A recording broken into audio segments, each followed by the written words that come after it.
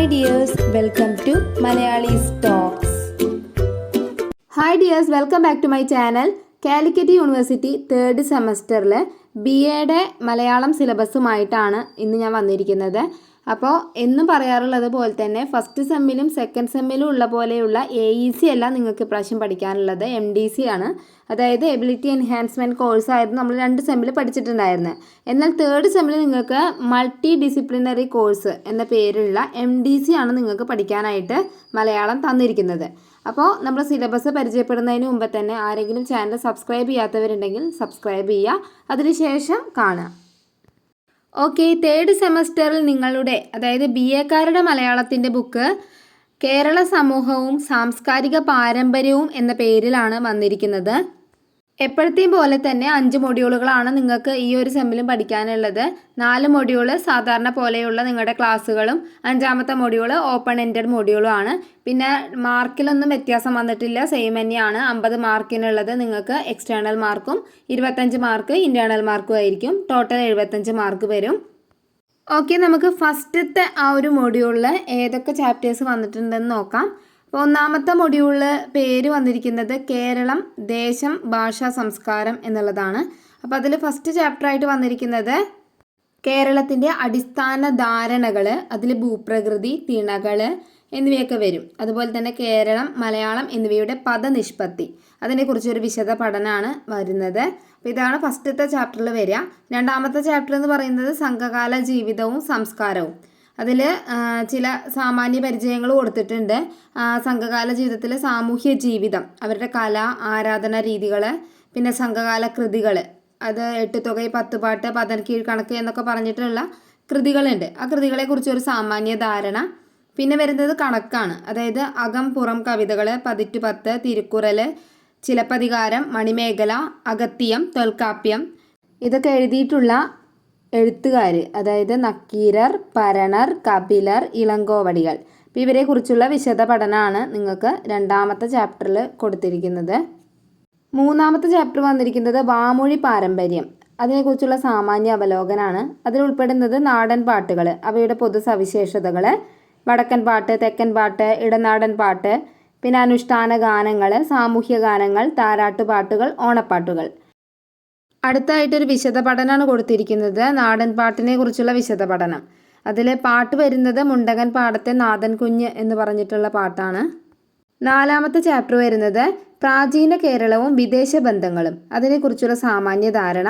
ഏതൊക്കെ വിദേശ രാജ്യങ്ങളാണെന്ന് വെച്ച് കഴിഞ്ഞാൽ Arabia, Phoenicia, Greece, Rome, China. 5ാമത്തെ ചാപ്റ്റർ കേരളവും പ്രവാസവും, പ്രവാസ ജീവിതത്തിൻ്റെ ആവിഷ്കാരങ്ങൾ. അതൊരു സിനിമയാണ് കൊടുത്തിരിക്കുന്നത്, പത്തേമാരി. ഇതോടുകൂടി ഫസ്റ്റ് മൊഡ്യൂൾ അവസാനിച്ചു. ഇനി 2ാമത്തെ മൊഡ്യൂളിലെ പേര് വന്നിരിക്കുന്നത് മതവും സംസ്കാരവും എന്നതാണ്. അപ്പോൾ അതിൽ ഫസ്റ്റ് വന്നിരിക്കുന്നത് കേരളത്തിൻ്റെ മതപാരമ്പര്യം, സാംസ്കാരിക സംഭാവനകൾ. അടുത്തത് ജൈന ബുദ്ധ മതങ്ങൾ, പിന്നെ ഹിന്ദുമതവും അദ്വൈത വേദാന്തവും, അടുത്തത് ഇസ്ലാം ക്രൈസ്തവ മതങ്ങൾ. അപ്പോൾ ഇവയെക്കുറിച്ചിട്ടൊക്കെയാണ് ഫസ്റ്റത്തെ ആ ഒരു ഭാഗത്ത് നിങ്ങൾക്ക് പഠിക്കാനായിട്ട് തന്നിരിക്കുന്നത്.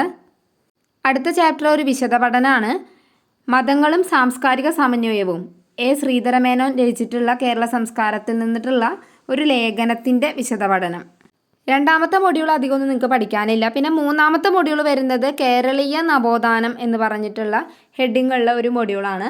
അപ്പോൾ അതിൽ ഫസ്റ്റ് വന്നിരിക്കുന്നത് നവോത്ഥാനം എന്ന ആശയം, കേരള നവോത്ഥാനം. പിന്നെ 2ാമത്തേത് നവോത്ഥാന നായകരെ കുറിച്ചുള്ള സാമാന്യ ധാരണ. ആരൊക്കെയെന്ന് പറഞ്ഞിട്ടുണ്ട്, ശ്രീനാരായണ ഗുരു, ചട്ടമ്പി സ്വാമികൾ, അയ്യങ്കാളി, VT ഭട്ടതിരിപ്പാട്, സന ഉള്ള മക്തി തങ്ങൾ, വക്കം മൗലവി, പൊയ്കയിൽ അപ്പച്ചൻ, ചാവറയച്ചൻ, ഇവരെ കുറിച്ചൊക്കെയുള്ള ഒരു സാമാന്യ ധാരണയാണ്. അപ്പോൾ ഇതെന്താ നമുക്ക് മനസ്സിലായിട്ടുണ്ടാവുമല്ലോ. അപ്പോൾ നമ്മൾ കഴിഞ്ഞ സെമ്മിൽ സുകുമാർ അഴീക്കോട് അങ്ങനെ ഓരോ നിരൂപകരെ കുറിച്ചിട്ടൊക്കെ സാമാന്യ ധാരണ പഠിച്ചല്ലോ, അതുപോലെ ഒരെണ്ണം തന്നെയാണ് ഇതും. അടുത്തായിട്ട് വന്നിരിക്കുന്നത് നവോത്ഥാന പ്രസ്ഥാനങ്ങളാണ്, അതിനെക്കുറിച്ചൊരു സാമാന്യ ധാരണ. അതിലേതൊക്കെ പ്രസ്ഥാനങ്ങളാണെന്ന് വെച്ച് കഴിഞ്ഞാൽ SNDP, സാധുജന പരിപാലന യോഗം, NSS, യോഗക്ഷേമ സഭ, സഹോദര പ്രസ്ഥാനം, മിഷണറി പ്രവർത്തനം, കേരള മുസ്ലിം ഐക്യസംഘം, ഇവയെക്കുറിച്ചിട്ടൊക്കെയാണ് നിങ്ങൾക്ക് പഠിക്കാനായിട്ട് തന്നിരിക്കുന്നത്. അടുത്തായിട്ടൊരു വിശദ പഠനമാണ് കേരളത്തിലെ സാമൂഹ്യ സാംസ്കാരിക വിപ്ലവം.